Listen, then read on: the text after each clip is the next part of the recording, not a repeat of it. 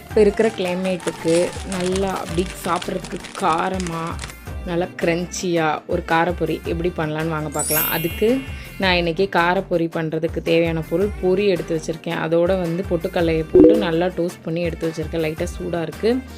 அதுக்கப்புறம் நிலக்கடலையும் நல்லா டோஸ்ட் பண்ணி எடுத்துக்கோங்க. இதுக்கு தேவையான இன்க்ரீடியன்ட்ஸ் என்னென்னு நான் உங்களுக்கு ஒன்று ஒன்றா சொல்கிறேன்.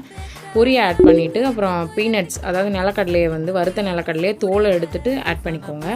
அதுக்கப்புறமா பெரிய வெங்காயத்தை சாப் பண்ணி வச்சுருக்கேன். அதுக்கப்புறம் தக்காளி, இது எல்லாத்தையும் போட்டுட்டு அதுக்கப்புறம் இதில் ஆம்ச்சூர் பவுட்ரு கொஞ்சம் ஆட் பண்ணியிருக்கேன். ஆம்ச்சூர் பவுட்ரு கொஞ்சம் லைட்டாக புளித்தன்மையோடு இருக்கும். அதனால் அதாவது மாங்காயோட காஞ்ச மாங்காய் தூள். அதுக்கப்புறம் சாட் மசாலானாவே கொஞ்சம் நல்லா ஃப்ளேவர் கிடைக்கும். அதனால் சாட் மசாலா ஆட் பண்ணிவிட்டு கொத்தமல்லி தலையை தூவிட்டு அதுக்கு மேலே தேவையான அளவு காரம், உங்களுக்கு எவ்வளோ காரம் தேவைப்படுதோ அந்த அளவுக்கு மிளகாய்த்தூள் ஆட் பண்ணிக்கோங்க.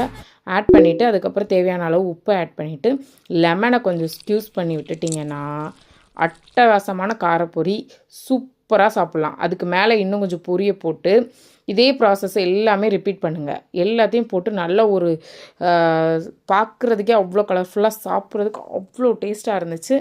நான் பண்ண ப்ராசஸ் எல்லாத்தையும் அப்படியே ரிப்பீட் பண்ணிவிட்டு அதுக்கப்புறம் இன்னும் கொஞ்சம் லெமனை ஸ்க்யூஸ் பண்ணிவிட்டு அப்படியே ஒரு டோஸ்ட் பண்ணி விட்டுட்டு அப்படியே சாப்பிட்டு பாருங்கள். அவ்வளோ டேஸ்ட்டாக கடையில் கிடைக்கிறத விட நம்ம வீட்டில் சிம்பிளாக நம்ம வீட்டில் இருக்கிற இன்க்ரீடியன்ட்